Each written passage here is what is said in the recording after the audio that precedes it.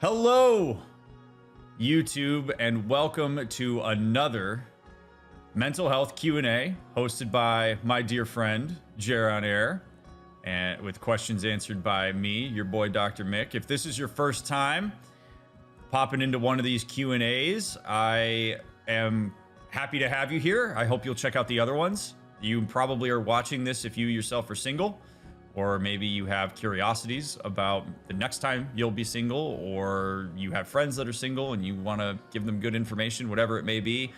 But I'm really glad to have you all here. And these questions are all coming directly from the community. So I encourage you to pop into Discord. It's in the links down in the description. This is where we pull our questions from. And we have people here live with us as we're recording this, but we want to make sure that we also post this to YouTube. So always grateful to have so many people watch these and get something from them. If this is of benefit to you in some way, I definitely encourage you to pop into the comments, leave a comment, leave your thoughts on something that we talked about, or if you have a question, you can certainly ask. I read all the comments that come through on YouTube. Just so that you have some idea of who we are, I'm Dr. Mick. I'm a licensed marriage and family therapist in the states of Illinois and Nevada, and I own a group practice. There's currently 6 of us at the time of this taping. My wife and I are co-owners of the practice. And I'm a former assistant clinical professor of psychology. I taught at Northwestern University for a few years. And this is my buddy Jared, who I met in my doctoral program. And Jared did not finish the doctoral program, but that was for good reason. And it doesn't mean that he's any less smart because he didn't finish his doctoral program. He does have a master's degree in marriage and family therapy. And now, though not currently practicing, he has all the know-how to facilitate these Q&As. So he's a good dude. I'm really glad to have him with us. He's going to be in control of this. I will remind anybody watching this, whether live or on YouTube, I am a therapist. I am not your therapist. This video is not a replacement for professional advice. This is not me giving you specific advice. This is me giving general information, us giving general information, because Jared jumps in too. And it's for educational purposes. If it stimulates a conversation you have with people in your life or with your own therapist, then that's awesome. And I do have resources available on my YouTube channel for how you can find a therapist of your own if you would like to talk to one or figure out how to find one, whether you have insurance or whether you need somebody who's more affordable. So without further ado, I'm going to turn it over to Jared, and we're going to start firing away on these questions. So thanks for hanging with us.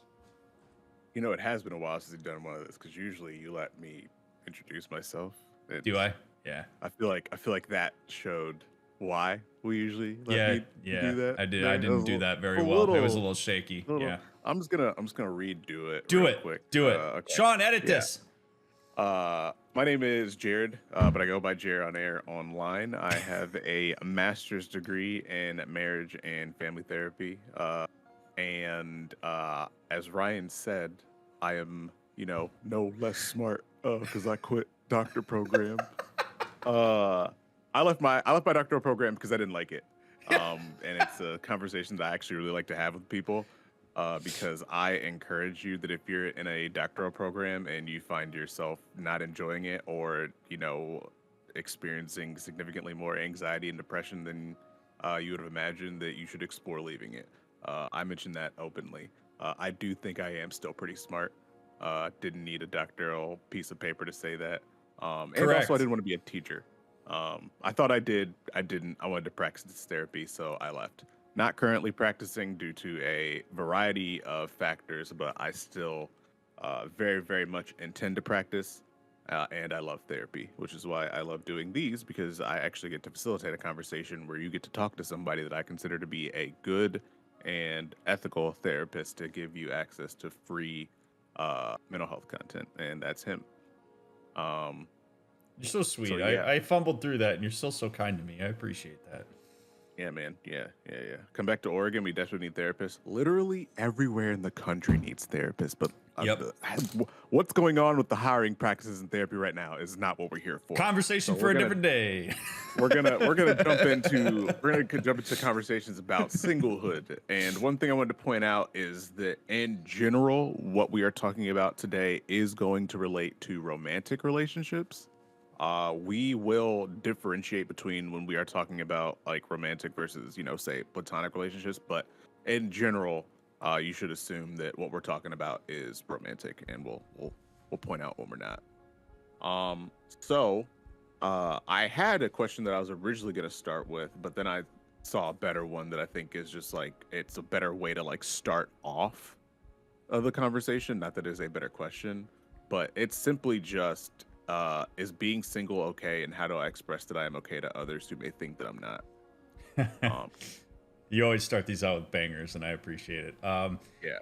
And you and I talked about how this was likely going to happen with a bunch of these questions today. So I want to cast a bit of a blanket statement here before I get into the nitty gritty of this question, which is that, yeah, it's fine to be single. It's okay. There's nothing wrong with the fact that you're not in a relationship. You're the one that determines whether that's a problem or not for you.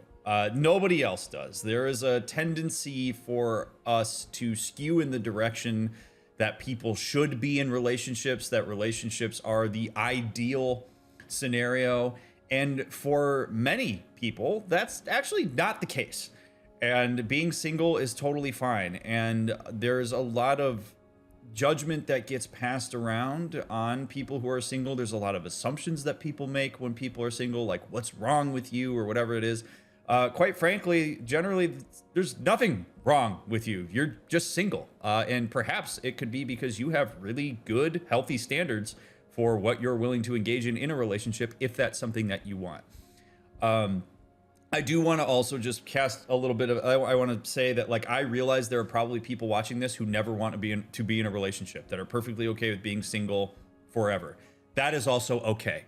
There is going to be a bit of a vibe that we are, like, the undertone of this conversation is I'm single, but I would like to potentially be in a relationship someday. That's going to be a bit of the net that we're with, but I do want to acknowledge that there are folks that never engage in romantic relationships, and that's perfectly okay. There's people that don't even engage in friendships, and that's perfectly okay. So just know that, like, the answer to the first one is yes, it is perfectly okay, as long as it's something that you are okay with.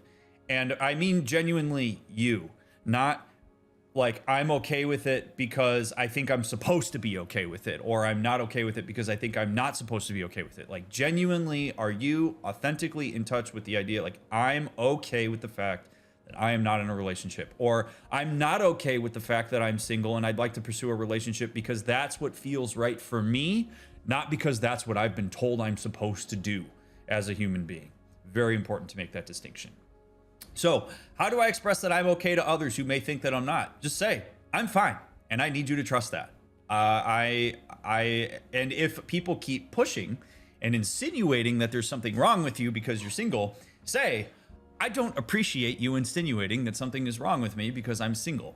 You can be honest in the way that you answer questions about being single. If people ask them, you can say, like, I'm interested in finding a relationship. I just haven't found the right person yet. You might say, I'm not entirely sure what I want in a relationship. You might say, dating sucks and it's scary and I don't really want to do it because it freaks me out.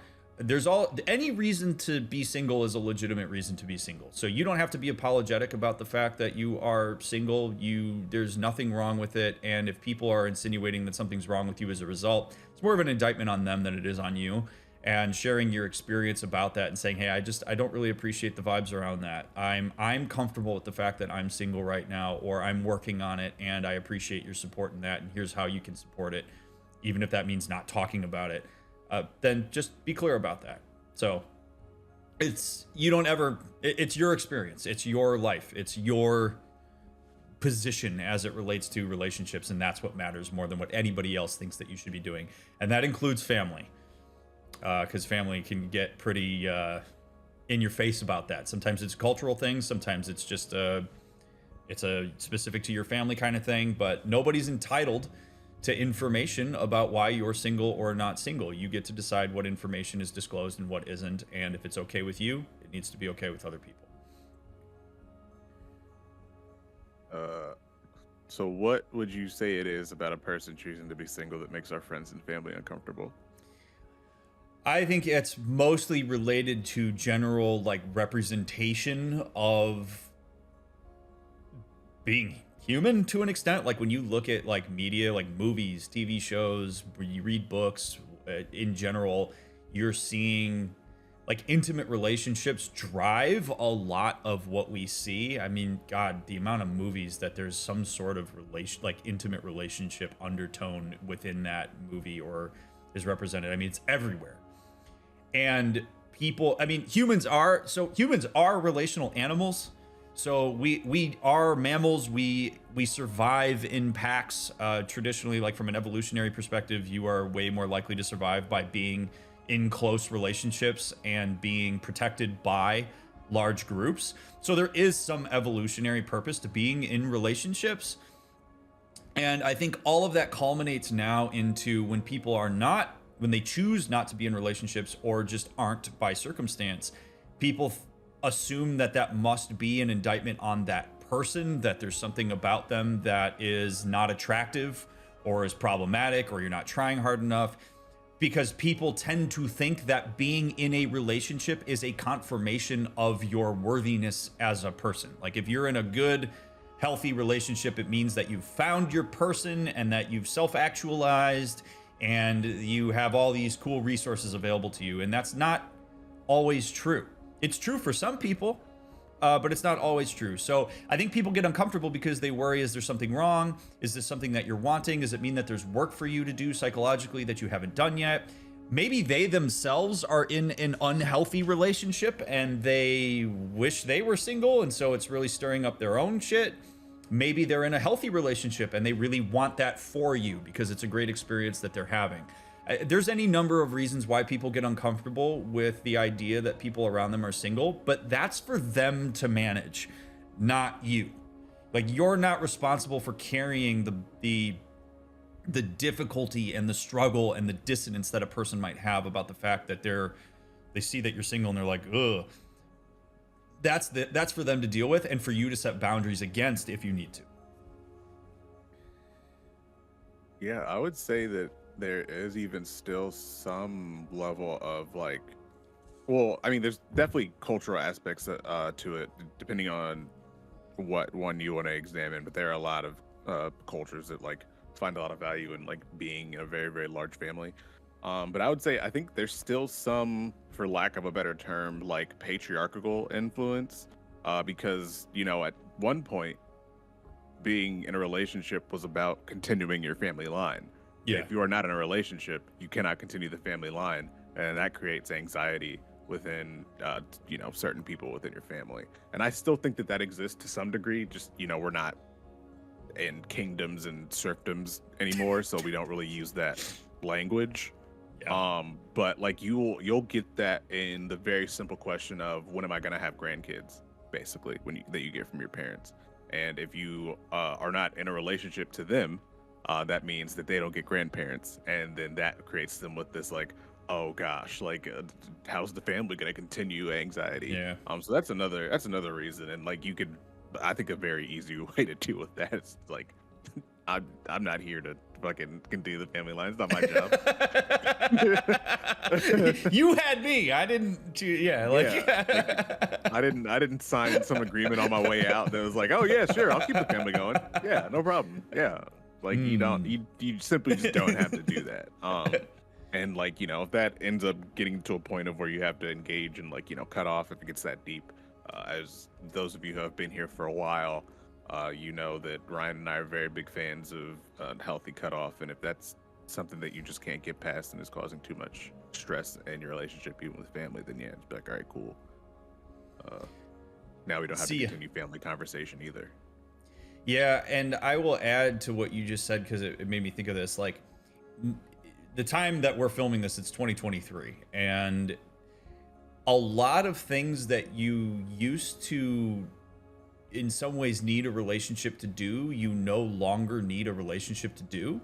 So you can have a child without being in a relationship if that's something that you want. In fact, I've talked to plenty of people over the last few years that are like, no, I'm just gonna like freeze my eggs, and if I need to be a single mom at some point, I'm down to do that, or whatever. Like, you don't have to have a relationship in order to be an effective parent, because really I think effective parenting is more related to the ability to have like the energy to put into parenting and resources to be able to provide for your child more than it is to have a stable relationship that they're embedded in. Like you don't need a co-parenting relationship to be raised well. That's a conversation for a different day. We have a parenting Q&A for that. But like there's a lot of stuff. Like you can get so many needs fulfilled now without being in an intimate relationship. There's, I live in Nevada. Sex work's legal here. You don't even have to be in a relationship to have sex legally. You go engage with a sex worker. You can you can engage with people online. You can get your emotional needs filled by not being in an intimate relationship through all sorts of other things that are available to us via technology and resources and just where we are in space-time. So some of this idea that you're supposed to be in a relationship is from an archaic point of view, in the sense that like not too long ago, relationships really did facilitate a lot of these things, and now they're no longer necessary. And that's, I think, empowering people to be a lot more critical about how they look at their lives and relationships. In the same way that we would look at the decision to have a child, we can look at the decision to have a relationship. Is it something that I have the energy to do? Is it something that I want to lose myself into? Is it something that I am willing to cultivate and spend the time on in order to do it? If I'm single and I like my life and I like the way that I've built things for myself and I don't need that, why would I? And that's a perfectly okay decision to make for yourself, because it's your life. And other people don't get to dictate for you whether you're in a relationship, have children, or otherwise.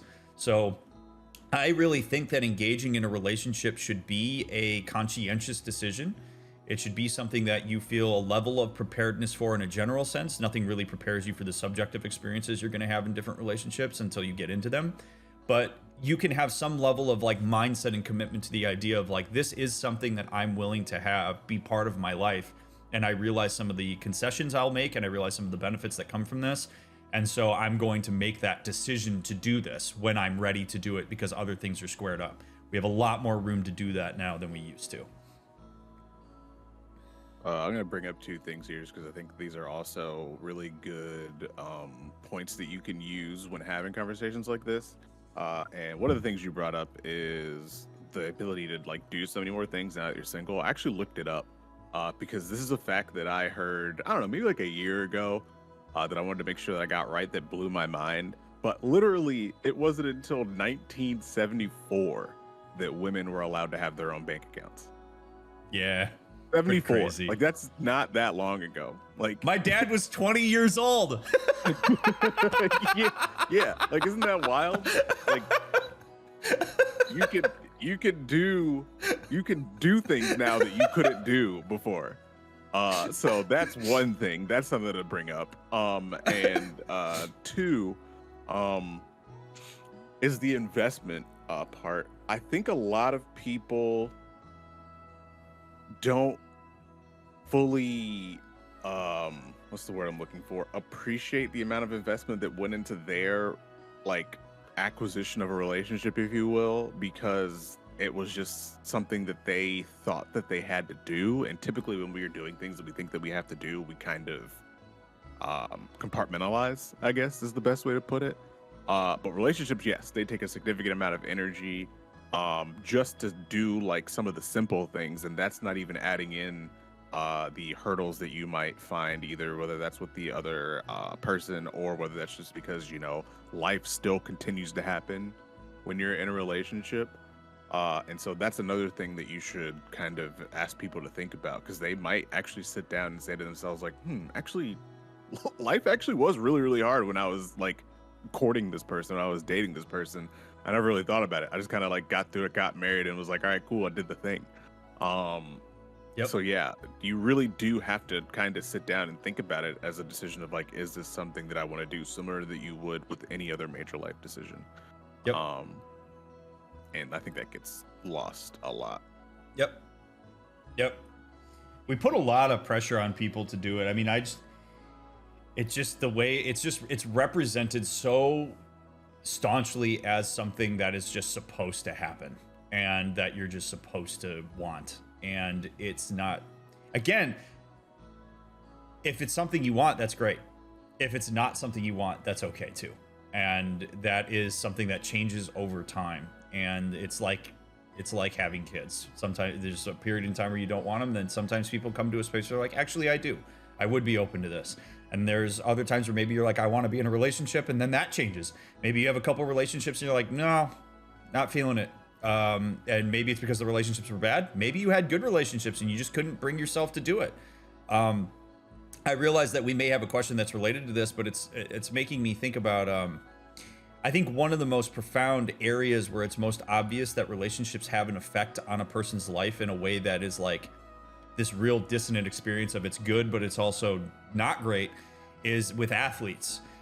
You'll actually see with athletes whom I work with a lot in therapy, when athletes are devoting so much time to what they're doing. And I mean, you could use any professional for this. When you have certain passions that you are engaged in and putting all your time in through school and whatnot and working your way up to wherever it is that you're trying to go, doing that while single can be a hell of a lot easier than doing that when you're in a relationship, even if that relationship is healthy.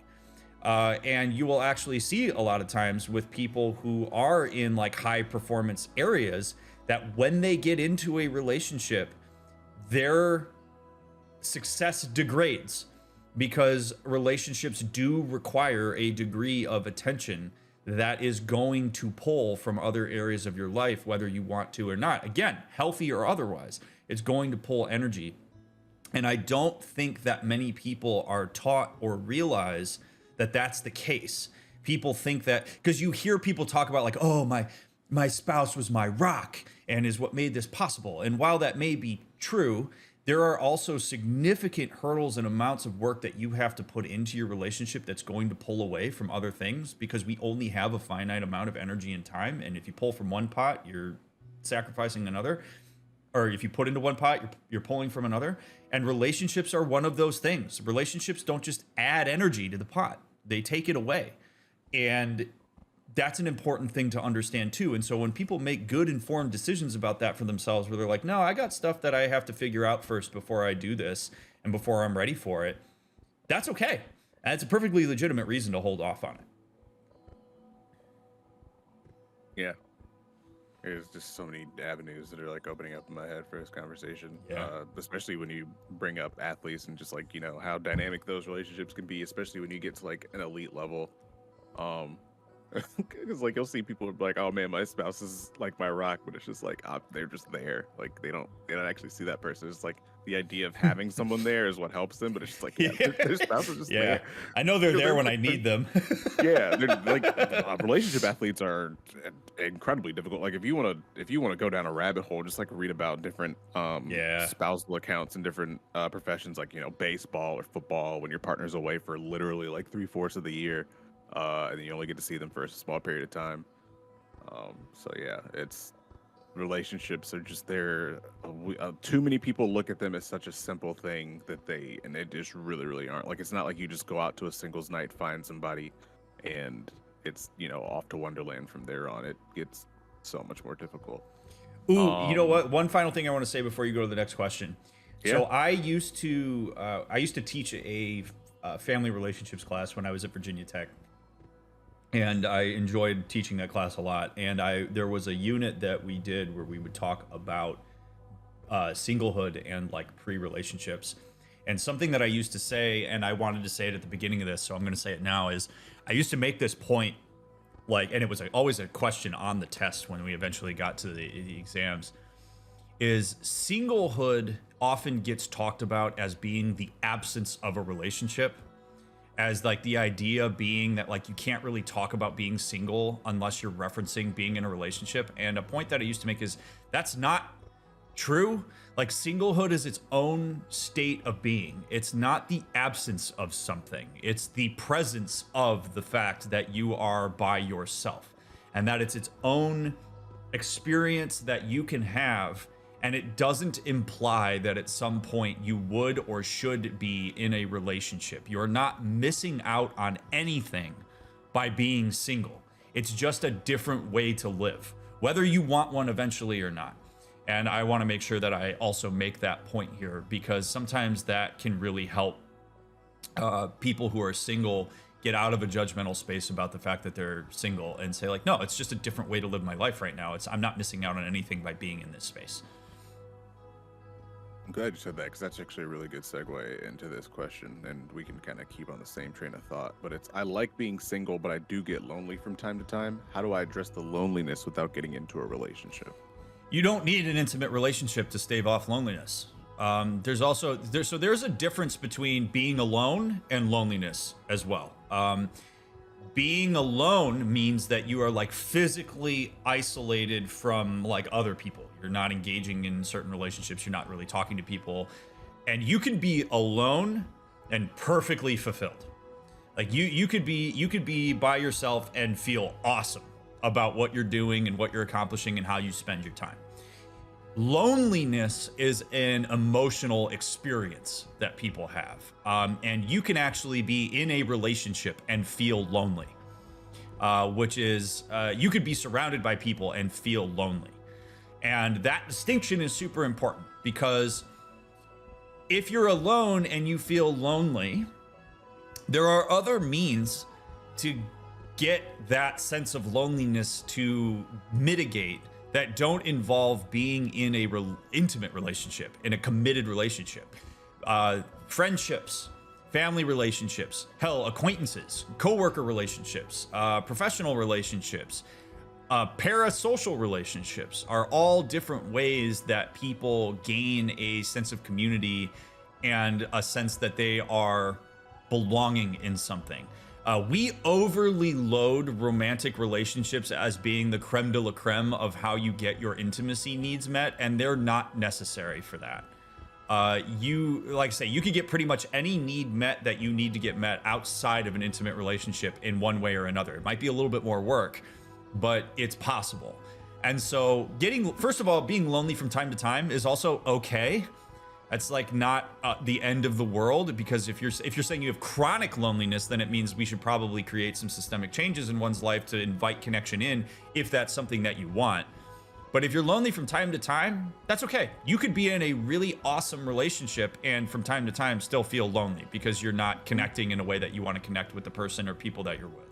So I think moving into a space where you're not considering a relationship as the sole means to stave off loneliness is the first step here. Is perhaps there are other options that are available to me that don't require that. Maybe I find a group of people who share a similar hobby. Like maybe there's a group of people that like to paint Warhammer figurines that I can go hang out with, and that feels really close and intimate for me, and I don't need to be in an intimate relationship for that. Like that kind of thing can be really fulfilling for people. And in fact, sometimes if you find that, it can help you realize you don't actually want a intimate relationship, that you're only using an intimate relationship to mitigate loneliness, which means you're not really engaging in the relationship for the reasons that we would say are healthy to engage in the relationship. You're doing it in response to something else. And so it's sort of like when they say sometimes when you feel hungry, you're actually thirsty. And if you drink water, you'll realize that you're not going to eat because you're just dehydrated. It's kind of the same thing. Like drink water, and then you'll find out whether you're actually wanting a relationship or not. Engage in other ways. And if you're engaging in these other fulfilling relationships, then you're like, no, I really would like to have like an intimate relationship. That feels right for me, given that I have this really great support system around me. Otherwise, then you're probably ready to go do that rather than using it as a way to mitigate a sense of loneliness. Because that's going to be the person or people that you engage with in a relationship is going to feel that. Their role is going to be in some ways to reassure you that you're not lonely anymore, and that's not a vibe that you want to have injected as a foundational principle for a relationship. I was gonna say also, especially because we're in like, say a post, or depending on how you want to look at it, current COVID world, especially with like the Warhammer figurines, you can literally find a community on like Reddit for that. Like you can literally paint your Warhammer figurines, post them online, and basically use use message boards to connect with other people.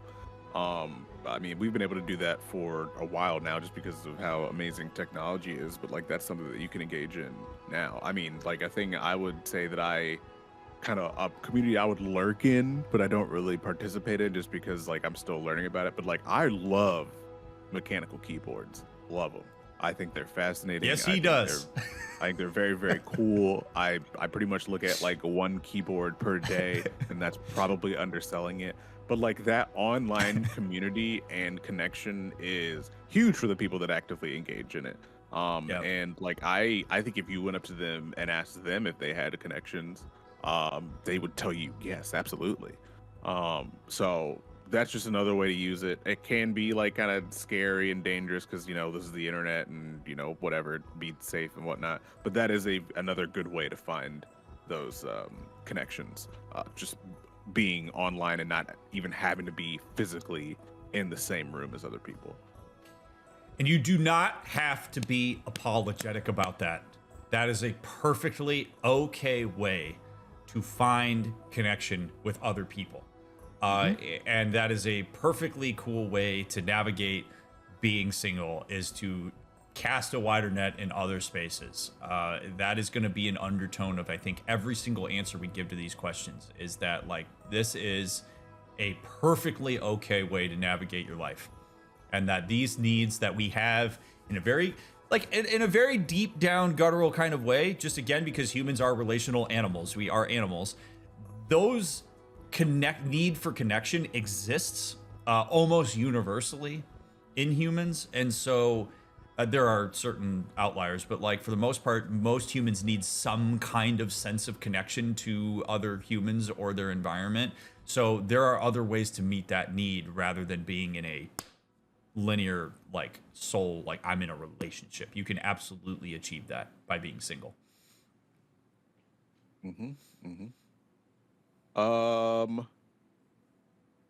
We'll go with this one next because it's like kind of related. Although all of these are related in some way. How do I learn to be in a relationship without being in a relationship? So there are limitations to your ability to do this, which I'm going to acknowledge up front. It's sort of like saying, how do I learn to play tennis without playing tennis? You can conceptually understand the mechanics of what it means to be in a relationship. You can know what some of the healthy things to look out for are. You can know what some of your expectations are for that relationship. And that's really good. But you, as Mike Tyson said, everybody has a plan until you get punched in the mouth. So when you get into a relationship, that's where you're going to learn the most about how to be in a relationship. And this is why I personally believe that people should engage in multiple relationships before locking one down if they can. Because we also are in a very like long-term monogamous centric kind of society. And so this idea that you're supposed to find somebody and be with them forever till death do you part or otherwise, I think stymies people from actually learning about how they show up and navigate relationships. When you have more of an opportunity to see the different types of people that are available to you and the different dynamics that can be present in a relationship, that's where you're going to learn, like, where do you feel naturally inclined, what's difficult for you, where do you find conflict, like, so you learn about how to be in a relationships while being in them. Now that said, to answer this question specifically about what can I do to learn about being in a relationship without being in one, evaluate and observe yourself in other types of relationships. How do you show up in friendships? How do you show up in your family relationships? How do you handle intimacy with your best friends? When do you self-disclose versus not self-disclose? Where do you learn, where have you learned the different ways that you show up or don't show up in certain relationships, whether from your formative relationships or whether from the current ones that you're in? Because you will carry some common dynamics from those relationships into your intimate relationship. Like, for example, I really love joking around with my friends and like saying off the wall shit sometimes, as Jared knows very well. And I knew that I needed to be in a relationship with somebody who can do that and is okay with that. Like, I need to be able to have that transcend certain contexts that I'm in, and my wife is great about that. She rolls her eyes and laughs at it, and it's whatever it's what it needs to be, and it's great. And so like you can get a sense of that kind of thing without being in an actual relationship, but you won't actually know what stirs up for you and what being in a relationship is going to be like until you actually do it. You won't know what it's like to play tennis until you step on a tennis court and take a shot at hitting the ball back and forth. And that I think is where the fork in the road is for a lot of people that really want to be in relationships and don't have experience with them, is the fear around wanting to nail it on the first try when you go into a relationship, like wanting to date perfectly, wanting to find the right person immediately so that you can lock it down. And I think if you go into relationships, especially early on, no matter how old you are, early on in your development as somebody who's trying to go into a relationship, with the expectation that I want to learn. Like, this is an opportunity for me to learn what I want in a relationship. If this happens to go in a direction where it works out and it lasts for the long term because the dynamics are there and we're on the same page, that's awesome. But if it doesn't, I'm going to take away things that I learned in that relationship to make better decisions about future relationships if that's where I want to go. Or I'm going to use that to make a decision to remain single because that felt better for me. So it's really like you do have to push past that anxiety threshold of what will happen and give yourself an opportunity to try it out and fall flat on your face and screw up and, you know, throw a pickup line out there and have somebody laugh at you and walk away. Engage in a relationship and realize it's not right for you and then go through a breakup. Like, all these things are learning opportunities as much as they hurt. But if you're averse to discomfort, you're never going to start a relationship because that's part of the gig. You keep kind of touching on this, and so I'm going to ask you a question. And I want you to know that I am asking you this question as a therapist, so answer it as a therapist. Okay? Okay. I'm intrigued now. Do you believe in soulmates?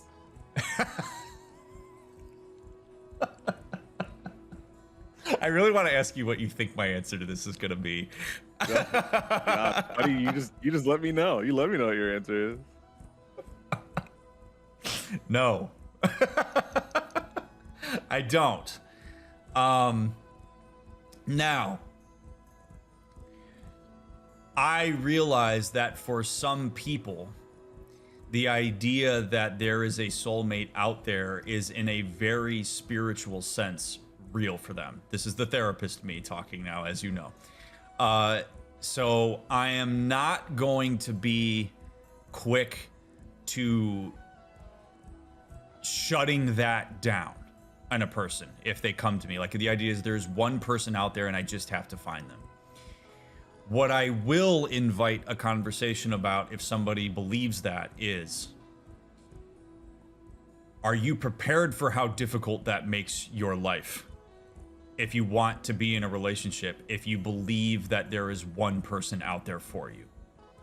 Because if you can really get yourself in a jam with that kind of mindset, because what it means is that you might bail on what could otherwise be a really healthy long-term relationship because you have held that person or relationship to a standard of perfection that, quite frankly, does not exist. So I get cautious when people move in a direction of soulmate, because I think it's a unrealistic and slightly immature way of looking at what relationships are capable of and how they work. But I'm also going to work with that if a person is really holding on tightly to the fact that that's how it works. Of like, okay, that's just going to make this more difficult for you if you believe that there's one person out there amongst the 8 billion on this planet that is specifically tailored to you. Like, what if that person's in Madagascar and you're never going to go to Madagascar? Like, that there's a lot of invitation for criticism on that. But it's I don't know. I'm not a fan of it personally, and as a therapist, you find ways to work with it. I just think you screw yourself over with that kind of mindset. Because like theoretically, there are like I'm married to my wife, whom I love very much and intend to spend the rest of my life with. There's probably a good handful of people that I could say that same thing about if I had met them at some point in my life and engaged in a relationship with them. Like, my wife's not the only person in this entire planet that I could have married and been very happy with. She happens to be the person that I came across that fits that description and met the expectations that I have for a relationship and that I'm willing to put the work in with. And I'm glad that I'm married to my wife. I don't sit here wondering who else is out there for me. I'm very happy with that relationship. But I also acknowledge the reality that, like, there's probably hundreds, if not thousands of people on the planet that I could have made it work with if circumstances had dictated that we crossed paths. But only a handful of people were at Northwestern at the same time I was at Northwestern that met the criteria, and Allie happened to be the person that stood out above the rest. So it's, I mean, really, our relationships are facilitated by proximity more than anything else. That's a conversation for a different day, but like, that's the point that I'm trying to make here, is that like, when people use the soulmate thing, because I hear the soulmate thing often as a way that people really get down on themselves about being single, and why they see singlehood as being such a struggle is because I like haven't found my soulmate. And it's like, well, if you're wanting to be in a relationship as somebody who's single and you're setting an incredibly unrealistic standard for what a relationship is going to be, then you really are holding yourself down, so to speak. There are many people available.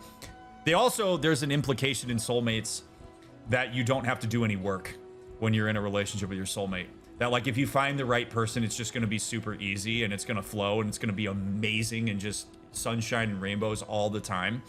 And the reality is the healthiest relationships are ones that you work on. And even a person who's really good for you, you're going to have to do the work. So if you're averse to the work of a relationship and you think that a soulmate's going to be what buffers that out, you're wrong.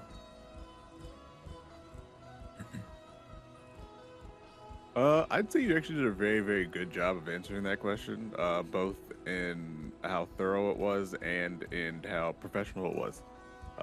Thanks, Jared. Really, to be honest with you, I thought there was going to be a point before me asking that where you were not going to be able to hop on that soapbox and just let her rip, but you didn't, so I'm proud of you, buddy. Is that what you were expecting? That's kind of, yeah. I mean, obviously, I would have jumped in to reel you in if I needed to, but yeah, I was like, oh man, I wonder if he's gonna get here. But you just kept on saying certain things that I thought it was important to bring that concept up, just because I think it's actually probably more common. Oh yeah, than I think it is that people are just like, yeah, no, I have to wait until I find my soulmate. So I thought it was important to address it. And again, if that's part of like your spiritual doctrine or like what you believe in a very like existential sense or whatever, like that is a thing and that it exists for you, like cool, like we can work with that. It's just it's complicated and makes things more difficult than easy. Mm-hmm. You have to be willing to put in the work of finding your soulmate if you want to find your soulmate, because it's gotta be work. Which is going to mean a lot of self-work too. It's not just work and trying to evaluate other people. It's also understanding yourself and what you bring to the table. Is your soulmate ready for you? Ooh, wow. Speaking of work, is being in a relationship while working on yourself not fair to the other person?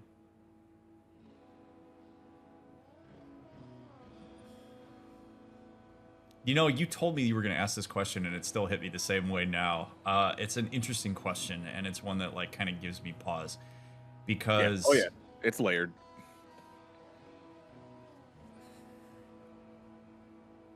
It's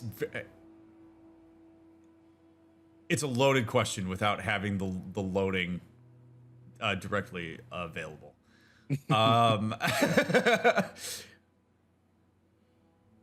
Working on yourself and being in a relationship is not mutually exclusive. Mm-hmm. I could make the argument that we should and are quite literally we're always developing. I mean, the developmental psychologist in me is always in that space. We're always developing. You should be working on yourself if you're in a relationship. A relationship is not an excuse to hit the pause button on your own individual work. And in fact, if you rely on somebody that you're in a relationship with to fill in gaps in your lack of development, you're doing it wrong. So, yeah, you is it fair to the other person? I would argue that that's what you should be doing for the other person, is working on yourself. That, like, it would be unfair to the other person for you to give up on working on yourself because you found the relationship. So I don't know. I think, and also, like, this question feels more like in the relationship sphere than the singlehood sphere. But I also think if I connect the dots here, I think a lot of people believe that you can only work on yourself when you're single.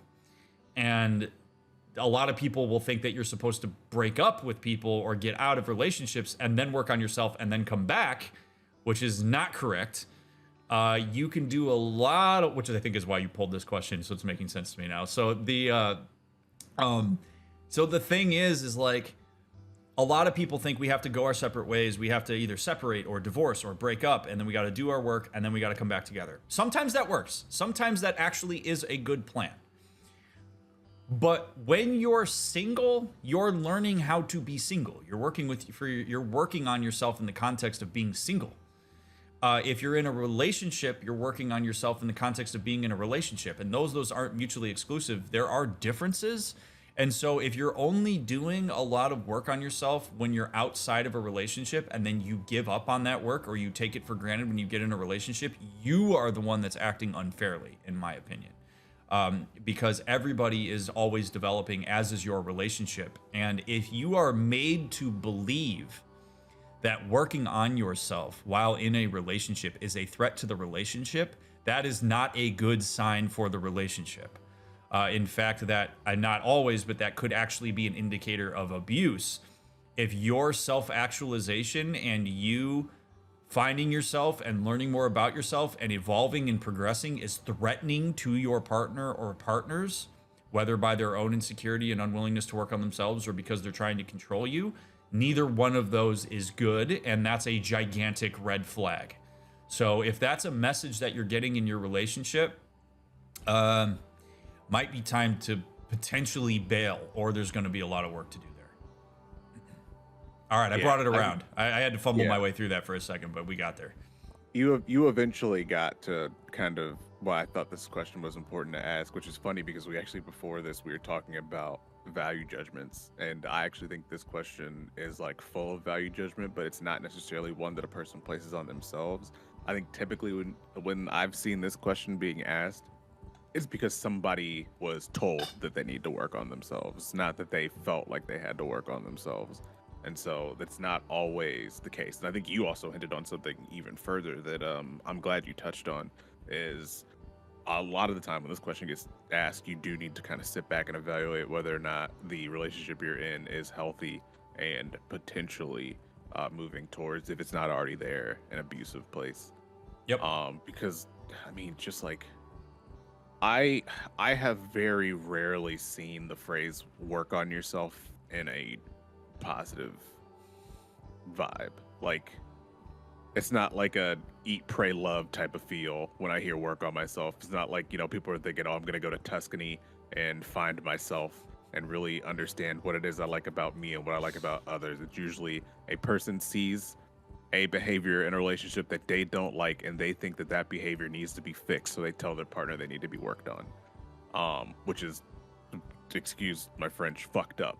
I mean, sure, if you have a partner that you trust and are in, like, have a good communication pattern with, and they are actually giving you feedback on something that, maybe could be better, especially within the relationship, then sure, you have to evaluate whether or not you are with a person who is doing that.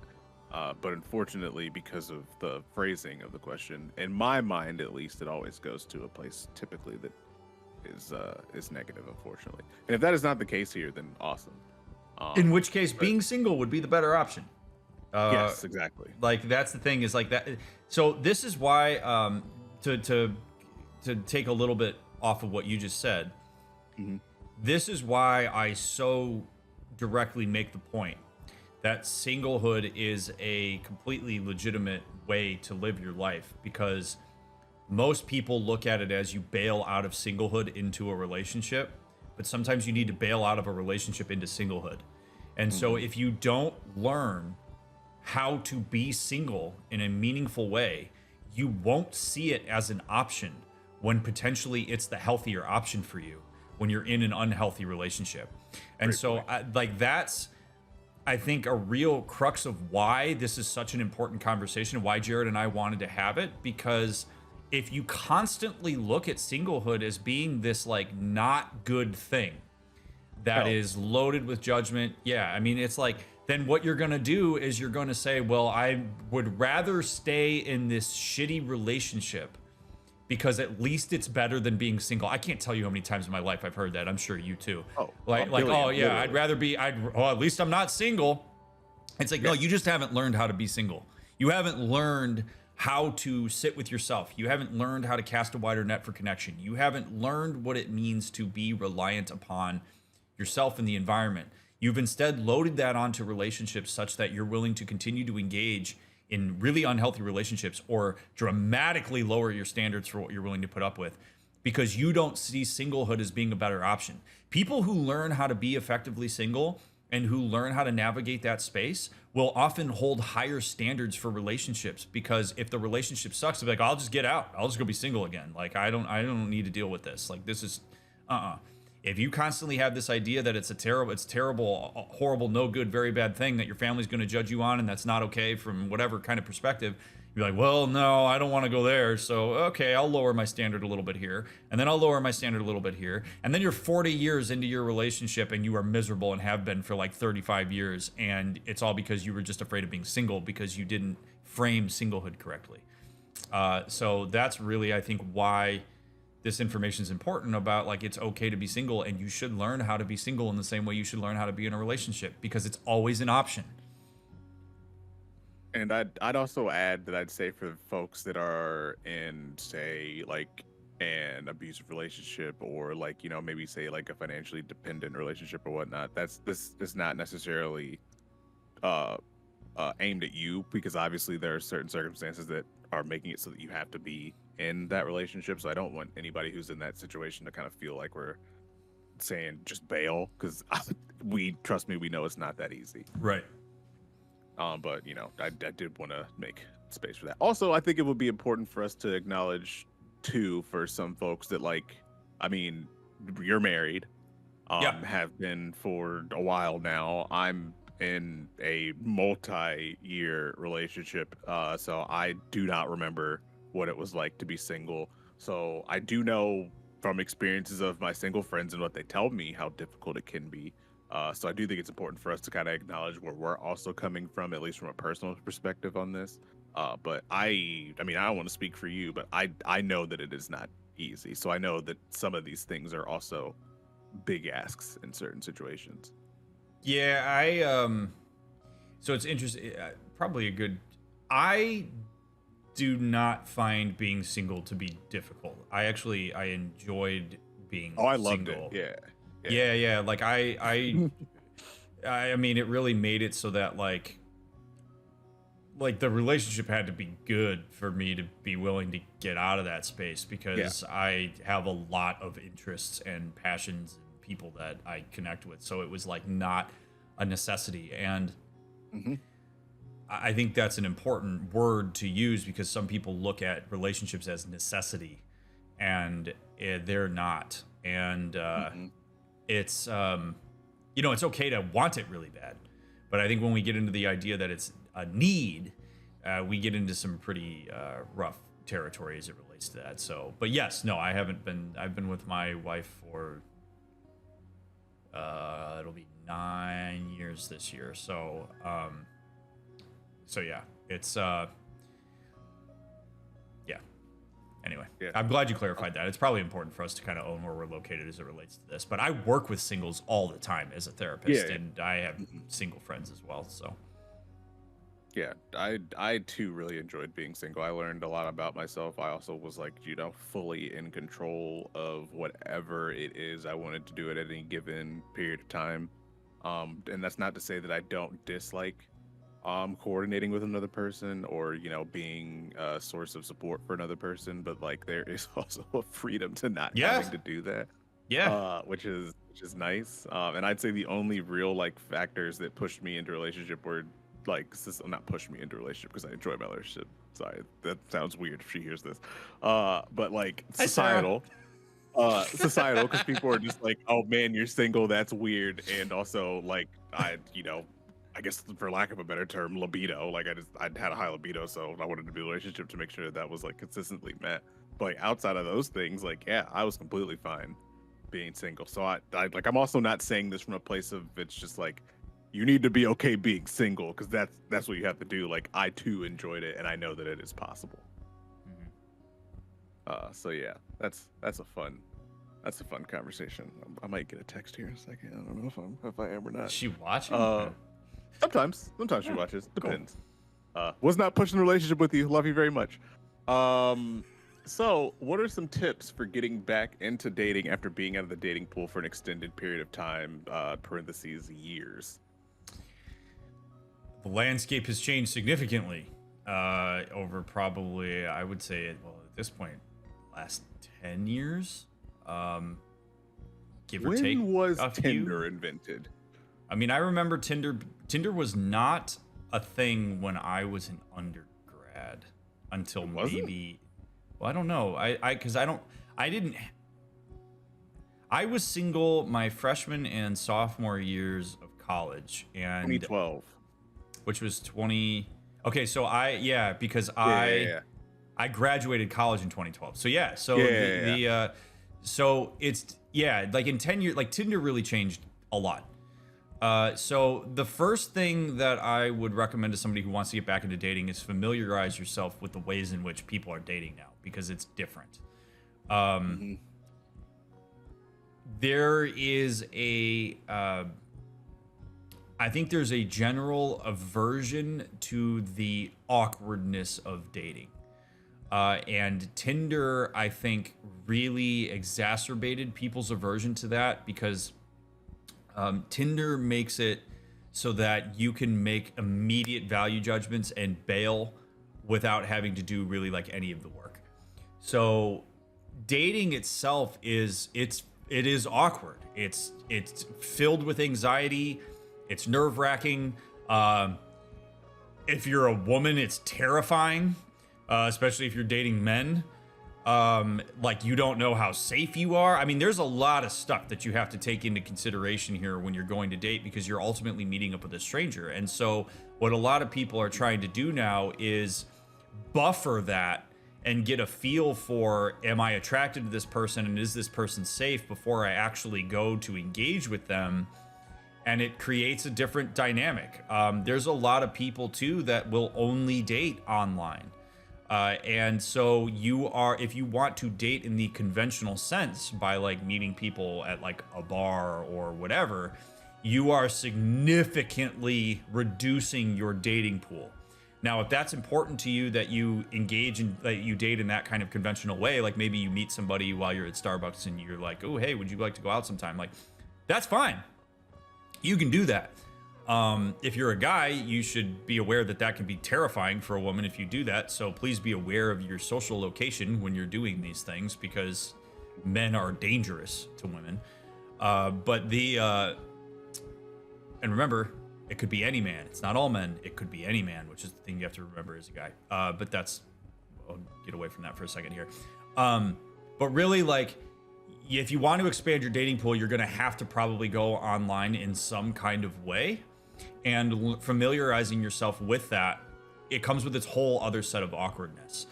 But the thing that I really want to drive home here is dating is awkward.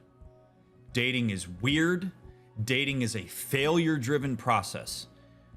Because if it was success-driven, you would nail it every single time. It's a failure-driven process. So you have to be prepared for dating to suck a little bit. Like, you have to be prepared. Have a plan for how you're going to bail out of dates. If they're going poorly, protect yourself with where you decide you're going to meet with people. Make good decisions as it relates to that. But I really believe that accepting that, like, this is a process where I get to learn about a new person. You get to decide your boundaries on things like sex and physical contact and all that stuff. Don't ever let somebody tell you that, oh, well, if you didn't have sex by the third date, you're a prude. Like, that's you decide when you're ready to do those things. Those boundaries are yours to decide. But it's gonna be awkward, and embrace the fact that it's going to be awkward. And, you know, be prepared with a few icebreaker questions that you want to have that can stimulate conversation. Make them off the wall or novel. Now, this whole idea that you have to find yourself and learn about yourself and completely understand yourself before you start dating is not entirely true. Like you can be pretty decent on your understanding of yourself before you go into dating. But I will say this: there are a few things that are very poisonous to dating when you're trying to make a transition from singlehood to a relationship. One thing is projection. So a lot of people will make all these judgments about the fact, like, I've been single for 4 years, and they will assume that that's going to be a problem for the people they date, and they start to compensate for that in dates because of that judgment. Really, any kind of assumption that you're going to make about people's experience of you based on your own security, you're going to inject into the exchange, and it's going to tank it. So you have to move yourself into a position where you can enter that space confidently and with compassion for yourself. Of like, I've been single for 4 years for good reason, and that doesn't make me any less attractive. Really, the reality is, if a person agreed to go on a date with me, they've already indicated that there's some level of interest, and I'm going to work with that. I'm going to work with what's in front of me. I'm going to allow the people that I date to form their own conclusions about me rather than making that decision for them. So projection's going to tank your dating if you do that. I think another thing that's going to tank your dating is if you go into it with just like wildly unrealistic expectations that it's either going to be like perfect, or if you have these certain metrics of like, I won't kiss until we've spent 6 hours together. Like those types of things like stymie people from engaging in stuff authentically. So be mindful of how many like hard quantitative metrics you're using with going into dating. Now, if you have certain rigid boundaries that you don't want to be flexible on, okay, but also be ready for consequences to those boundaries if you bring them to the engagement, and that's okay. And the other thing that I will say is that people have a tendency to look at dating as being incredibly performative. So they think that they're supposed to put on their like best self, or that they're supposed to present in a certain way. And you have to be very careful with that. Because like, for example, if you're a person who like, okay, I'm going to use me as an example. I never dress up. Like I never dress up. Like what you see is what you get in basically every single context I ever occupy. If I was to go into a date with a suit on, like, because I think that that's going to make me more attractive, and like my hair done instead of wearing a hat, one, I'm going to be like way off my game. And two, that is not a realistic portrayal of what you're getting into if you get into a relationship with me. And so people have this tendency to do extra things and present in certain ways when they date that run completely across how they authentically show up in general.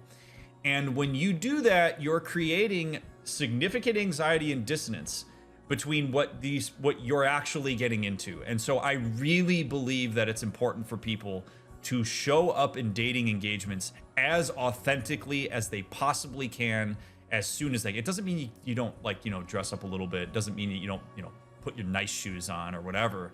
But like, you have to be careful not to curate an image that's not consistent with who you actually are on a day-to-day basis. Because if you go into it in that way, all you're doing is just widening the gap between the moments where you actually start to get to know each other, and then it's that much farther a person has to reach in order to get to you. And that creates unnecessary work in a relationship. So those are the things that I really recommend that people keep in mind. And the final piece is a small one, because we talked about this already, is know the reason why you're dating. Because if you're dating because you're just tired of being single, does that mean that like you really haven't figured out how to be single in a way that fits well for you? Or does that mean that you really are genuinely ready for a relationship? Because if you go into it because you just don't want to be single anymore, you're putting undue pressure on that relationship to be something that it really shouldn't be. Yeah, I was smiling one because like you literally never dress up. Never dress up for your wedding. Everybody thought Sean was the groom at my wedding.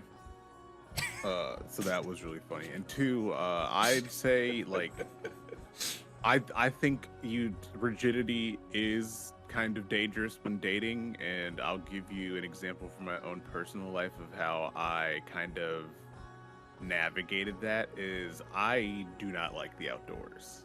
I have really bad allergies, but also in general, just kind of like not for me. I love trees. I think trees are great. You can still see trees from inside. But when Sure I was can. dating in Oregon, you know what people in Oregon love to do? They love fucking hiking, and I don't get it. And did I go on some hikes? I sure did.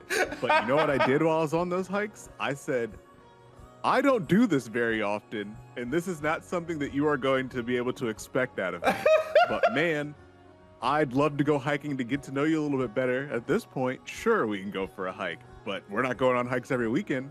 So if that's something you want, this is not going to work out. And you know where I drew a hard line? Rock climbing. Absolutely Yes. not.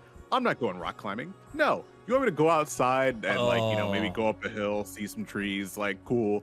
I can get something out of that. We can go get some craft beers afterwards. But if you want me to go rock climbing and you expect that to happen on a regular basis, then I know this isn't going to be a relationship for us. It's not going to work out. So I think there are ways that you can navigate that while still, quote unquote, stepping outside of your comfort zone without making sure that that is going to be the norm or the expectation moving forward. Because it's kind of a way of saying, you are somebody who I do want to spend time with. I do want to spend time with you in a way that feels comfortable for you. But this is not something I want moving forward. And to give you a great example of that, my partner now loves hiking. Do I go hiking with her? No. Is she okay with that? Yes.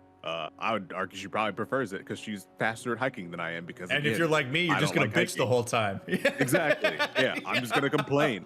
I'm gonna be like, why are we out here? It's hot. It's cold. When are we gonna eat? I could be playing Apex right now.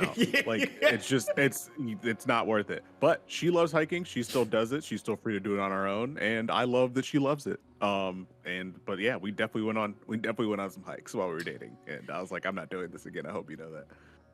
So, But you know what? You can step outside your comfort zone. That mindset and that ability to engage in that, I love that example, because that ability to engage in that way when you're dating somebody is key, and it's built on a foundation of you being confident in your singlehood. Because it means that, like, if this doesn't work for you, I'm totally cool going back. Like, because people who don't do that, I know I'm making this point a lot, but it's so important, because people who aren't comfortable with being single and don't put effort into learning about themselves and their passions and stuff when they're by themselves will start to say things that maybe aren't true or are going to cause problems for their relationship if it goes down the line. Because if Jared is like crazy anxious about being single and just is so desperately averse to getting away from it, or is averse to being single, and then she says, well, I rock climb all the time and I love hiking, and you go, I could do that. I'm cool with that. Yeah, I'll do that, because you just so badly don't want to go back to being single. You are already shooting yourself in the foot. So you really do, like, when people say you need to understand yourself before you start engaging in relationships, that's partially what this means, is you need to create a standard for yourself by yourself that you can compare whether the relationship is a value add on top of, or whether it's something that you can negotiate your way through, where you can say, I'm willing to do this to get to know you. I'm willing to do this on occasion, but this is not something that I regularly am interested in doing, at least right now. Maybe it'll change, I don't know, but I don't want to create an expectation that this is something I'm going to do because I enjoy it. This is only something I'm doing because it's a great way to get to know something that you enjoy, because you've figured out that that's something that you like. And if it comes to be that she's like, well, no, I rock climb every Sunday and I expect that my partner's going to join me every Sunday, you could go, okay, well, you seem cool, but I'm not down for that. So I'm gonna move on. And thanks for the time.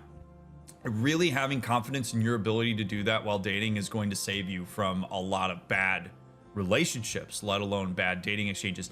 Because that's the thing, is like, I think people are so afraid of dating, like dates going bad, that they'll like overly jam themselves into the trajectory of a relationship instead of just bailing on the date or just saying like, let's go our separate ways. Like people are like, oh, I'll give him another chance. I'll give him more dates because, you know, maybe it was just awkward because it was the first time we met, instead of being like, nah, that wasn't working for me. And there's other people out there. But if you get stuck in your own insecurity of like, I don't think I'm dateable, and this is a person who expressed interest in me on Tinder or Bumble or whatever, and like, I got to make this work because I haven't had somebody swipe right on me in 2 weeks. That's not a good template for going into that exchange and for starting a relationship, because you're moving into it based on insecurity and trying to close those gaps rather than because it's something that you're genuinely interested in engaging in and moving forward with. I have kind of a funny question to ask you, but I think there is some depth behind it. Oh, but before I ask that, I do want to say, you can also use dating as a way to explore who you are as well. Because like, let's say Yes. I'd never been hiking before, and I found somebody who wanted to go on a hiking date, and I was like, cool, I'd like, sure, let's see if this works out. Cool. That's not the same thing as like Right. changing yourself. Dating can actually be a really, really awesome way to explore who you are and what it is that you like, because it gives you an opportunity to try things that maybe you would not have either thought about, or for that matter, even known existed if you had not linked up with this person who was interested in it. So that's one thing. But Before you ask this question, I'm going to go pee really fast. So I will hear you if you ask the question or if you say what you're going to say, but I'm going to be right back. wait for you to get back. Do your thing. Yeah, I'll be right back. All right, I'm gonna go through the Discord real quick here as well to make sure that I'm not missing any questions. But while he is gone, I do want to say thank you all for being here. I appreciate you being here. These are always very, very good and fun to do. I definitely was worried about like getting back into the swing of things because it's been a while since we've done one. But you know, it's fine. It's working out really, really well. I'm sorry if I keep on looking off to the side. It's where my other monitor is for me to check questions and stuff like that.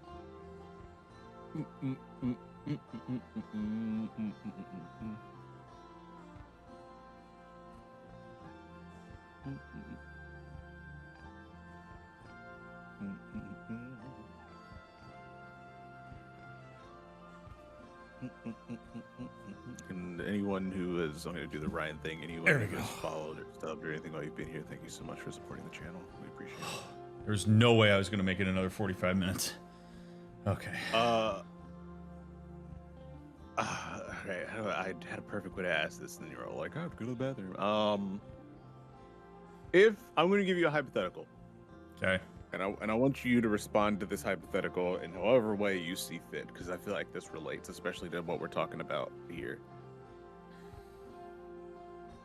If Rihanna called me tomorrow and was like, we should go hiking. I love hiking.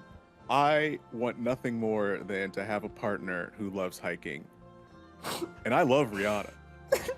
And I want to make sure that I lock down that relationship. So I say, you know what? I'm a hiker now. What would your assessment of that situation be? You don't love Rihanna. You love the idea of Rihanna. No, okay. All right. Okay, I gotta lock it up. I wasn't ready for this. Oh, God. So Rihanna you already know I'm hiking. Like I know you're hiking. I know you're taking the hike. I'm putting on my architects.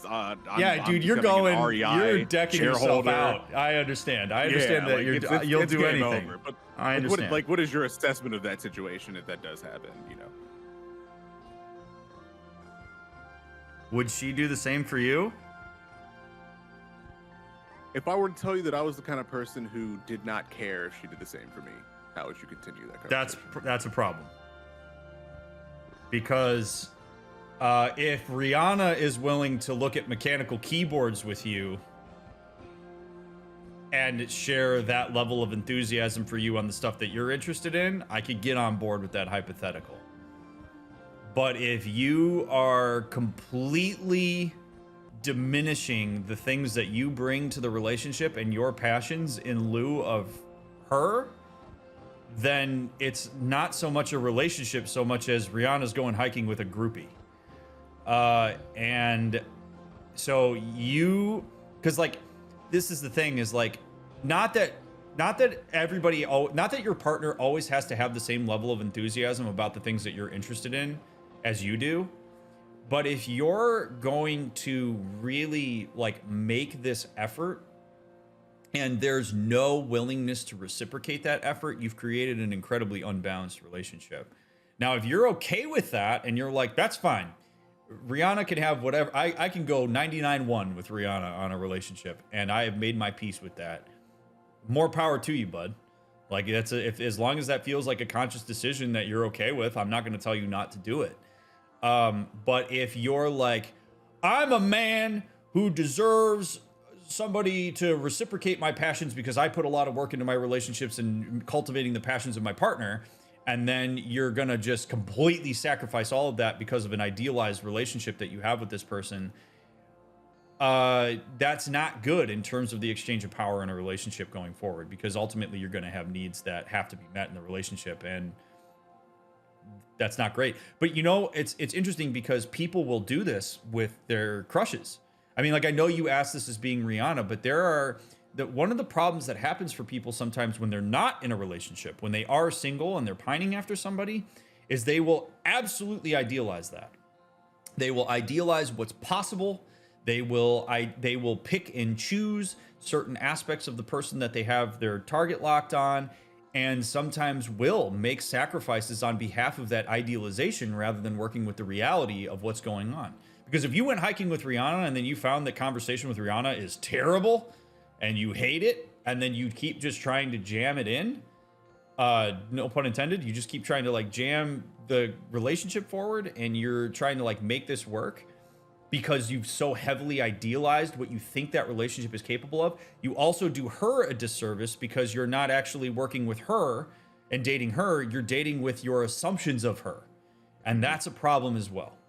So we have to be very mindful, whether you're single, in a relationship, or whatever. I believe this wholeheartedly. Attending to reality is incredibly important. And working with the variables that are known and in front of us is incredibly important. And when you start sacrificing that stuff because of certain assumptions and hopes and dreams and this escape plan from singlehood that you have, then you really are cutting yourself down at the outset, and you're setting yourself for long-term failure or long-term misery if you choose to continue to stay in that relationship. Yeah, I have this term stuck in my head just because it's from the movie Hot Tub Time Machine, and I don't know if it was just been stuck in there, but like the idea of like the Great White Buffalo, which is essentially like the idea of the one, you know, like that high school crush or whatever. The amount of, let's call it, dread you will experience from realizing and accepting the fact that the person that you thought was going to be perfect for you actually isn't, kind of pales in comparison to the amount of dread you're going to experience trying to make that relationship work over a long period of time. Yep. And watch the grief Q&A if you want more on that. So yeah, I think it folds perfectly back into your idea of being okay with singlehood, because like if you are able to get that person that you have just pined after and wanted for so long, and it ends up being nowhere near your expectations, if you definitely don't have a comfortable idea of singlehood, then you're probably going to try and make that work, and that's going to lead to a whole host of problems that just they just aren't worth it. Yep. So yeah, I think that is important. I'm trying to figure out where I want to go next. Oh, wrong mouse. Ooh, okay, yeah, I want to go into this area next. I think this is important. That we cover. What are some tips for differentiating between romantic love and platonic love? We're gonna kind of switch gears here a little bit.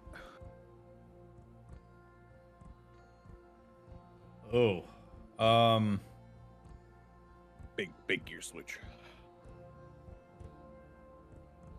Yeah, because romantic love would move a person in the direction of a relationship if they're single, and platonic love would not. Mm-hmm.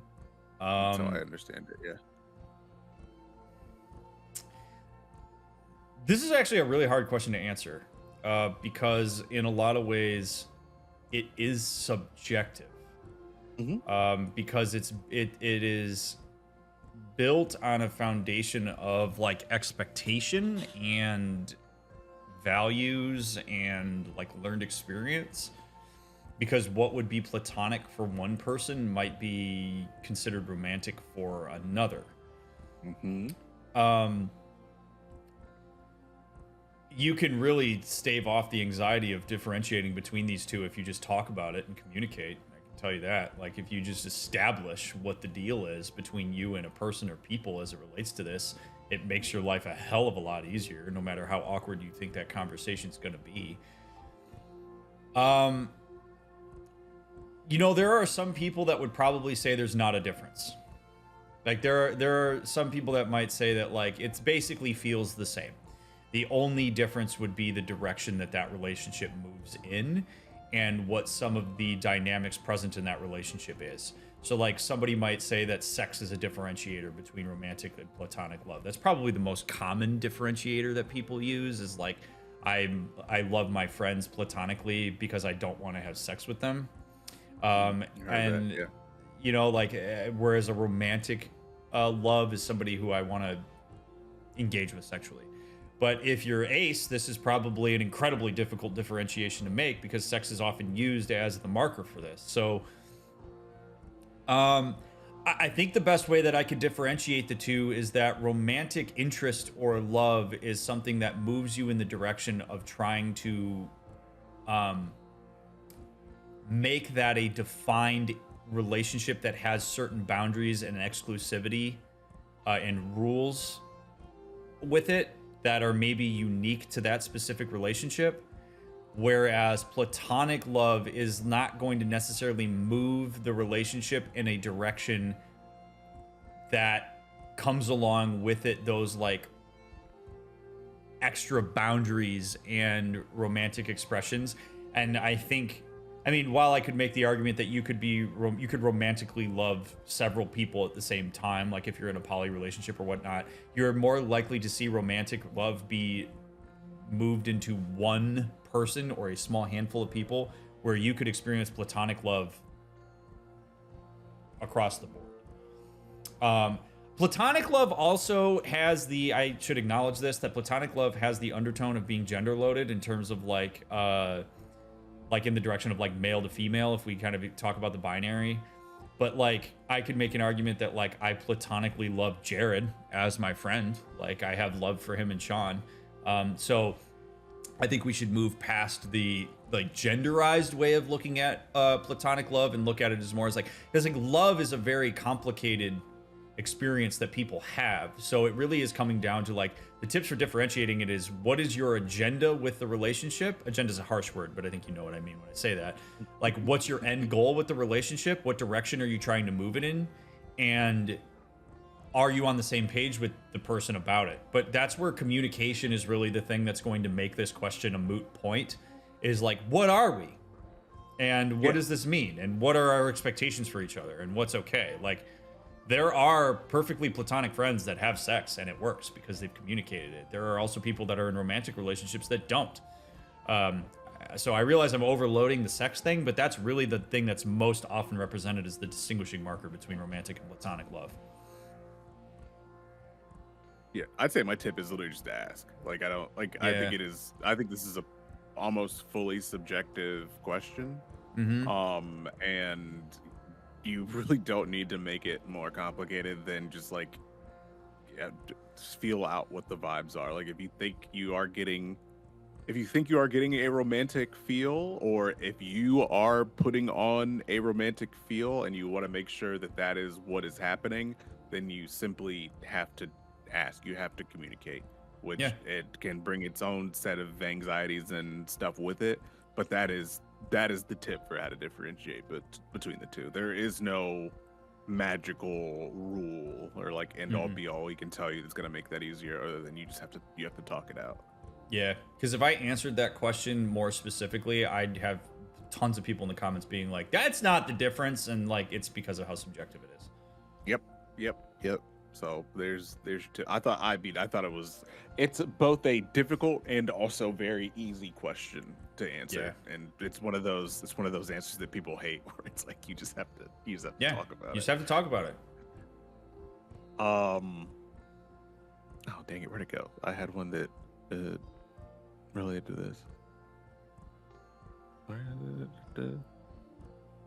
By the way, shout out to everybody for asking such cool questions. Thanks for giving us content to drive off of, because we can't do these if you guys don't ask questions. So thank you for Correct. Yeah, I appreciate everybody who's hopped in the Discord and asked your questions both before and during, because it's been fun to pull from. I'll ask you this question, but we talked about this before, so you probably kind of have a preloaded answer. But I have trouble reading social cues and considered socially awkward. How do I start dating? Okay. Trouble reading social cues is a very real constraint to dating effectively.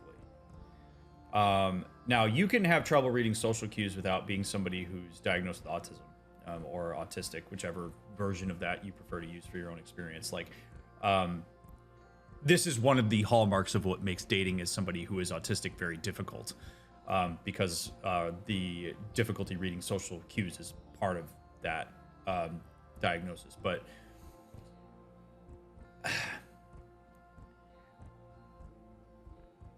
it kind of goes back to there's two diverging kind of roads on this, and I'm gonna give equal weighting to both of them, because it's in some ways it's a pick 'em, in some ways it's not, depending on your subjective experience. The first one would be the first road I'm going to take is acceptance of social awkwardness. So like if we look at social awkwardness as a skill, like social adeptness as a skill, and it's a skill that you aren't particularly good at, and there's not a desire to beef up that skill, then what we have to do is work with what you've got. So my question would be, like, what is it about you that is awkward in social contexts? How does that constrain you from dating in a way that you think would be healthy or meaningful for you? And then building up a plan for how to operate within that context, where it's not a like take it or leave it kind of approach, but in some ways it's like, do we just need to find somebody who can hang with the awkwardness? Maybe it's like you date somebody who's incredibly socially adept, so they're able to make up for the shortcomings. Or maybe you yourself date somebody who's awkward and you can have a joint sense of connectedness over awkwardness in social situations. Like, you don't have to be socially adept to engage in meaningful relationships. It's a what would be the word for that? Misconception that people have. Yeah, that would be a misconception that people have about relationships. So that's one path, is how do we work with that as a constraint? And what do we need to look for in a partner as a means to be able to like have that be part of a relationship? And then your social adeptness within that specific relationship will grow because you're spending time together. Or we go in the direction of, is that a skill set that needs to be built first before you are comfortable or able to engage in a intimate relationship in a meaningful way? And that may mean that you have to practice. It means that like it's a skill that you're going to have to build in other situations. Start being curious about your awkwardness rather than judgmental about it. What is it that makes me awkward in a social context? Ask people, hey, do you experience me as awkward? If so, can you give me some brutally honest feedback about what makes me awkward? And if you're going to do that, you better be prepared for it. Like, don't go into that without having some level of mental preparedness to hear some stuff that you might be vulnerable about. But like if somebody says, one of the things that makes you awkward is that you never ask people questions about themselves. Like, you only ever talk about yourself, and it makes it hard to engage with you. That's awesome feedback, because then you can go into others and say, hey, okay, thank you for telling me that. Do you mind if we practice that? Can I, next time we're out for beers, I'm going to really work on trying to ask you questions about yourself so that I can get used to that. Get feedback from people, and be curious about it. Right? Like, if you depersonalize that awkwardness and you say, like, I want to learn how to do better, like, you have to know where your shortcomings are in order to know where to put that attention. And so then as you move your way up into a level of adeptness that makes it more comfortable to engage with strangers, then you will likely have more confidence in engaging in like a dating scenario. Yeah, I'd say you'd be surprised how often someone is willing to provide you feedback if you phrase it from a place of learning. Like I would say even if you like say you had a bad date and like it was bad, like there's no ifs, ands, or buts about it. If you were just like, hey, I know this didn't work out, but like I want to know why, and so that maybe if it's something I can work on, I can work on it, or if it's something I can like learn more about, I can learn more about it. That could be the worst date in the world, but because you came at it from that point of view, that person is gonna be open and be like, sure, here are the things that I personally did not like about the date, and now you have more info. Yep. So coming at it from a place of like genuinely wanting to learn and like genuine curiosity will actually be way more successful than you think it is. Now that's not to say that if you go out and do this one time and somebody's like, no, fuck off, then I'm wrong. Like you got to do it a few times. But you have more success of it coming from it from that angle, as opposed to like, I'm great. Why didn't you like me? Yeah, that depersonalization is so important, and a willingness to be humble and curious. It's going to go a long way. And again, it comes back to what we talked about earlier. Dating's awkward. Like that's the thing is like a date might be awkward because dating's awkward, not because you're awkward. Yeah. And so like, I mean, I feel like because so I work with social anxiety a lot as a therapist. It's something I specialize in, and something that I often have to educate folks around is social adeptness is contextually loaded. So like it's relationally loaded. I am far more adept socially with Jared and Sean and my wife than I am if I was to go out with a bunch of complete strangers. And does that mean that I'm socially awkward? No, it means that the context is harder for me to navigate because I don't have a familiarity at hand in order for me to be as authentic as I can be. So it's really awkward. So if you embrace the fact that it's going to be awkward and you depersonalize it and you focus instead on what are the interactional choices that I'm making during the date, rather than getting all locked up in I'm awkward, thus, and this gets back to what I said about how projection contaminates dating. If you go in and say I'm awkward, so that person must also see me as awkward, so I'm going to compensate and try not to be awkward, yeah, you're going to be awkward. Whereas instead, if you go into it and say, well, I think I can be awkward, but I'm going to give that person an opportunity to make a decision for themselves what I am relative to them. So I'm just going to focus on what I can control. And then that person flows really well with you. Doesn't matter if you thought you're awkward. That person doesn't think you're awkward at all. And now you're on a nice date. So when you start to make these assumptions about the people that you're around and that they see the same things about you that you see about yourself, you're in big trouble.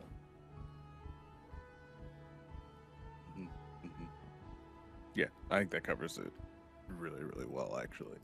How much time you got left? I got 25 minutes. Okay.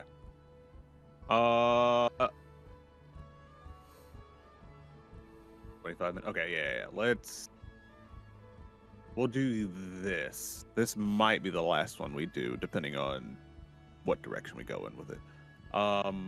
I find every person I meet to be a potential partner, even though I'm not actually looking for a relationship. How can I engage in a different thought process when meeting new people? This is interesting because my first question in response to that is, what is the motivation to change that thought process? Because this question implies that that's a problem, and I don't know that I would say that it is. Because to an extent, if you're single, I mean, even if whether you're looking for a relationship or not. Okay, I'm going to back up for a second. I think that this is partially a problem with how general relationships are represented, because there is because of how relationally loaded we are, we tend to think that looking at compatibility has to move in the direction of like romance, and it doesn't. Like, we're essentially always evaluating the people that we come across and engage with, as is this a person that I would be interested in continuing to engage with or not. Like, if you meet somebody new while you're at while you're swimming at the local YMCA, and you're talking to that person because they're just, I don't know, they're like, hey, how you doing? I see you here all the time. And you start talking, and you're essentially evaluating them as like, who are they relative to me? Maybe it's less that you're evaluating them as a potential romantic partner and more evaluating them as a person that you're willing to engage with. And because we have a tendency to conflate that with romantic interest, there's a worry that, like, I'm thinking about who this person could be as a romantic partner, when in reality, I'm just trying to figure out who they are and if there's somebody I want to continue to engage with. Now, that said, if you're having like intrusive thoughts about being in a with them as a partner, like maybe it's like everybody I see, I think about what it would be like to have sex with them or something like that, then we're talking about intrusive thoughts, which would be kind of the issue. And how do you respond to those intrusive thoughts, as opposed to like there being any kind of inherent issue with the thought process itself.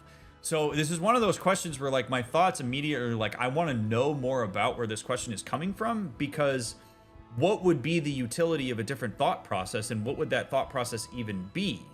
I think like some more curiosity about like why people are being evaluated as a potential partner, which I don't even know what that means for this person, because potential partner could mean anything to anyone. Like, human relationships are constantly evaluative. That in some ways is what people who experience really debilitating social anxiety often are attending to, the evaluative nature of the relationships that they're engaging in too much. And that's why they compensate in certain ways that they do, because we are always evaluating. Always. Is this somebody I'm cool with? Who is this person relative to me? Like, that's just the UPS guy that drops my package off at my doorstep. So I don't need anything additional there. That's who he is relative to me. But like, you know, sometimes you might look and be like, well, he seems like he'd be cool if I had a chance to talk to him, because I don't know, I like his tattoos or something. Like, that's an evaluation. But thoughts are not inherently problematic. Now, I will say this, that like, if every person that you meet, you evaluate as a potential romantic partner, and you engage in innuendo and you try to like hit on them as a result of that, and you're noticing that people are uncomfortable around you as the result of that, because feedback's dictating that, then maybe that's a problem. But I would need to know what the output of that thought process is in order to know why it's problematic to a person. I don't really know which more I'd add to that. If you have anything, go for it. But that, yeah. No, I think you went in the direction that I thought, where it's more just like you have to ask why this is potentially a problem. Which, I mean, I guess from the phrasing of the question, you would think it is because you are trying to change the behavior, which would make it seem like the current behavior is something is problematic. And I mean, like, if you see every person as a romantic partner, then I don't know, maybe just ask yourself why you see everybody as a romantic partner. Like, it could just be as simple as like you just really, really want to be in a relationship, so you're trying to take advantage of every potential opportunity that comes across you. Which, but what's interesting is this question says, I'm not actually looking for a relationship, but I'm still evaluating people as such, which is, I think, like it's sort of the like constraining point of this question is like, so then, right, so it's like, so then where is that coming from, right? Like, it's more of a like, be curious about yourself here, rather than immediately assuming that it's a problem to have that thought process, which is why, yeah, like, we need to know the output, because if we're talking just about intrusive thoughts, the way of managing that is completely different than it would be if it's like, maybe I do want a relationship and I'm just not connected to that. Like, who knows? That's a hard one. Yeah, I mean, like, in any situation, if you're constantly doing something that you think that you don't want, you should take a step back and say, do I not actually want this? Yeah, because you're constantly doing it, and there may be a reason why you continue to engage in it. It's not as straight up as like, nope, my brain says I don't want this. Yep. That might not be your brain. Yeah. I feel like the other ones I want to ask are long. Yeah, we got 15 minutes, so I mean, throw one on. Let's see what happens. You thought this one was going to be longer, and it wasn't, so we're cool. Okay, let's do it. My ex and I did a lot of things together that I still enjoy, but have memories of them attached to. How do I decouple those memories from my favorite activities? Okay. I saw this one. I'm glad you asked this one because when I saw this one, I was like, I hope we talk about this. That is a totally common thing to happen. It is basically impossible not to have associations that go along with our relationships that we were engaged in that were meaningful to us. And there's not actually anything inherently wrong with that. But it's one of those things that can actually contaminate singlehood, or at least that's how people look at it, is how can I enjoy these things now that I'm not in this relationship anymore when I constantly think about that person? And there's a couple things that go along with this. One is it's a grief process. So you are just having to grieve the loss of that relationship, which you experience by proxy via these other things. Like you listen to a certain music album, or maybe you have like an item that your partner gave you as a gift that you really enjoy. Like maybe the TV you watch was bought for you by your partner. And you're like, I think about them every time I turn on that TV. That's okay. It doesn't mean you have to get rid of the TV. It doesn't mean that you can't associate with these other things, which is what's going to lead me to how I answer this second question. I could make some argument that you don't need to decouple those memories from those activities. Now, some people might say that that's really important to you to do. I don't know how possible that is because you inherently have that association with it. It really comes down to your general attitude towards these things and how you reassociate yourself with them. Like in line with our conversation about acknowledging reality, the reality is you were in a relationship with that person. And now if we're talking about trauma, that's different. If we're talking about somebody who abused you and created trauma, there might be some different avenues we need to take in terms of how you deassociate. Maybe you do need to get rid of the TV because it's just too triggering. But if we're talking about non-abusive general associations that people make to their ex with certain things, I really think acknowledging yeah, my ex bought me that TV. I was in that relationship for a while, and it doesn't the TV itself is still something I can enjoy, and I can acknowledge that I was in a relationship with that person. How you carry an ex and whether you dwell versus acknowledge the proxy of the item or the event is going to be what's more important. So some people will use these things as a way to maintain a sense of connection to an ex, particularly if you were broken up with and you didn't want that relationship to end. But I'm getting a sense from this question that it's more of a distressing thing, that you don't enjoy these things anymore because of the association with your ex.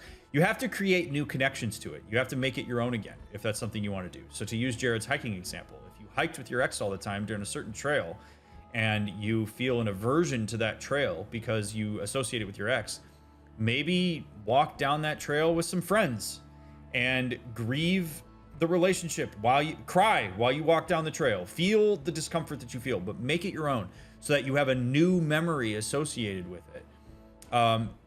You don't even have to take your next relationship down that trail. Take friends, go by yourself, take some snacks and go walk that trail and really just focus on making that yours again. If you have an album that is hard to listen to because you think about an ex, listen to that album again, maybe with other people around or in a different context so that you form these new connections. You have to replace the connections. You don't just make them go away.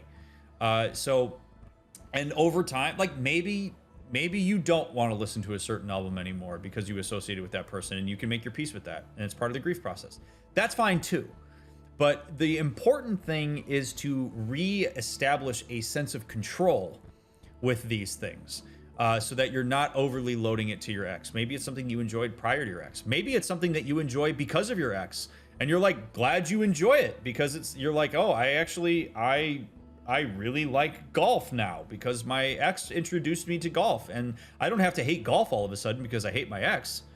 I'm grateful that that person can introduce me to something that I can drive forward as a passion of mine. So it really comes down to how you frame it, acknowledging that the associations are going to happen and that it's not inherently a bad thing and that it doesn't have to contaminate you being single.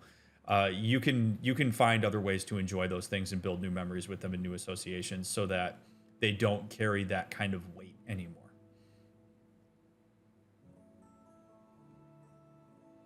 Yeah, I think you answered it because everything that I'm thinking of would be avenues into like completely different questions, and I think most of them would actually be avenues into say like relationship Yeah. questions as opposed to singlehood questions. So I think you Yeah. answered that in a really really good singlehood way. You can use singlehood to really like capitalize on reevaluating your relationships and grieving. Like and Mm-hmm. this again, the core foundation of what we've talked about is you should build a strong foundation of singlehood for yourself so that it is something that you can rely on when you are occupying that space because you can do some really meaningful stuff while you're single. The idea that you have to hop right back into a relationship in order to heal those wounds is not true. You can hop right into singlehood and heal those wounds and manage it for yourself. You are not required to have a relationship to heal relationship damage. There are certain aspects of relationship damage that will require a relationship to work through because you just can't do it when you're single. But there's a lot of other stuff that you can really square up for yourself while you're single. Seeing singlehood as an opportunity rather than a punishment is incredibly important. And I do hope that like our conversation around this maybe gives people that pause and that reframe of what it means to be single so that you yourself can feel empowered by the experience and take control of the experience rather than see it as being deficit based where you're lacking something because you're in it or that you're missing out on something because you're single. I Mm-hmm. could make an argument that there are people in relationships that are missing out on being single. Yeah, for sure. I would agree. Um, I got nothing else to add, so I'm gonna put this little nice little message up here. I never done this before. I need to do this more often. I think it's kind of cute. But I got nothing else for you. If you got nothing else to add, Just the closing statements, if you want me to go into that while you put whatever you're yeah. going to put on the screen. Wait, So, not yet. oh wait, do I have to refresh feature chat now? Maybe. You might have to. Oh, we learned something. While you try to figure that out, those of you that are watching this on YouTube, thank you so much for watching this. I am grateful that you take the time to watch these. I hope that my answers to these questions that were so generously asked by the community was helpful in some way. If you're single, I hope maybe this helps you feel a little bit better about the fact that you're single, or maybe gives you some stuff to really ponder about it. We have many more of these, and we plan to do many more of these. So if you enjoy these and you want a certain topic to be covered, or you want us to, like, if you want us to consider a different topic, like, shoot it down in the comments. Engage with this. It helps. If there's people that you think could benefit from these, make sure that you send it to them. Because people can really benefit from this information. I try to bring as much good information as I possibly can in this space because it's hard to know what's good and what's not. I'm only one guy. Jared's only one guy. We're only two guys together. There's plenty of other perspectives that you can take on this stuff, but we do our best to bring it in an ethical and responsible way. That's not just our personal opinions, but comes from actual experience working in the field. So, really grateful for your engagement and for your viewership, and I hope you'll check out the other ones. And big special thanks to Jared for hanging out and doing this and moderating these, because it's a lot of fun. It makes it a lot easier for me. And if you ever want a question answered, make sure you pop into Discord. Make sure that you follow us everywhere that you possibly can so that you know when the next ones of these are coming. Again, we try to do them on a monthly basis if we can. So thanks for watching. We'll see you in the next one, friends.